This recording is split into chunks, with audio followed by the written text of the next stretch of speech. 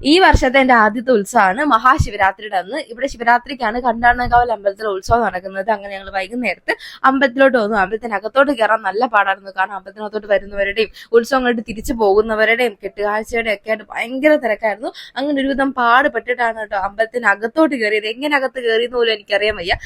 അത് ഇടിയും തിരക്കുമായിരുന്നു കേട്ടോ. അങ്ങനെ അമ്പലത്തിനകത്ത് കയറിയിട്ട് നമ്മൾ പിന്നെ കുറെ ചുറ്റി റൗണ്ട് അടിച്ചു. അങ്ങനെ ഇഷ്ടം പോലെ കെട്ടുകാഴ്ചകളും പ്ലോട്ടും ഒക്കെ ഉണ്ടായിരുന്നു. അടിപൊളി വൈബായിരുന്നു കേട്ടോ. എനിക്ക് തോന്നുന്നു കഴിഞ്ഞ വർഷത്തിനേക്കാളും ഇപ്രാവശ്യം തിരക്കും ഉണ്ടായിരുന്നു തോന്നുന്നത് പോലെ കുറച്ച് പ്ലോട്ടും കാളുകളുടെ ഒക്കെ എണ്ണം കൂടിയോന്നും ഒരു സംശയം ഉണ്ടായിരുന്നു. ഇഷ്ടം പോലെ ഉണ്ടായിരുന്നു കേട്ടോ. നല്ല രസമായിരുന്നു. പിന്നെ ശിവരാത്രിക്ക് നമ്മൾ എത്ര ശിവക്ഷേത്രങ്ങൾ സന്ദർശിക്കുന്നു അത്രയും പുണ്യമാണെന്നാണ് കേട്ടോ പറയുന്നത്. പിന്നെ ഇപ്പൊ ഈ ഒരു ഉത്സവത്തിന് ഞാൻ കണ്ടതാണ് നമ്മുടെ ലബൂബു ഇല്ലേ കുട്ടികൾ കളിക്കുന്ന, അതിന്റെയൊക്കെ ഇഷ്ടം പോലെ ബലൂണൊക്കെ ഉണ്ട് കേട്ടോ. അപ്പൊ ഇപ്പം ലബൂബു ആണെന്ന് തോന്നുന്നു മൊത്തത്തിൽ കുട്ടികൾക്കിടയിൽ ഭരിക്കുന്നത്. അങ്ങനെ നമ്മൾ അവിടത്തെയൊക്കെ ഉത്സവം കണ്ട് ഇഷ്ടംപോലെ പ്ലോട്ടും കാര്യങ്ങളും എല്ലാം ഉണ്ടായിരുന്നു. ഇനി നമ്മൾ വിചാരിക്കുന്നത് ചങ്ങംകുളങ്ങര അമ്പലത്തിൽ കൂടി പോകണമെന്നാണ് കേട്ടോ. ചങ്ങംകുളങ്ങരയിൽ ശിവരാത്രി ആയതുകൊണ്ട് തന്നെ ആൾക്കാർ ഉറക്കം ഒളിക്കാനായിട്ട് അവിടെ ഉറങ്ങാതിരിക്കാനായിട്ടൊക്കെ ആൾക്കാർ വരാറുണ്ട്.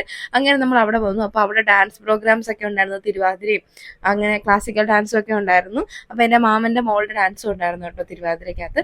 അപ്പോൾ അതൊക്കെ കണ്ടിട്ട് നമ്മൾ പിന്നെ നേരെ ഓസരയിലോട്ട് വന്നു. അപ്പോൾ അവിടെ കഥകളി ഉണ്ടായിരുന്നു. അങ്ങനെ നമ്മൾ കുറച്ച് നേരം അതും കണ്ടു.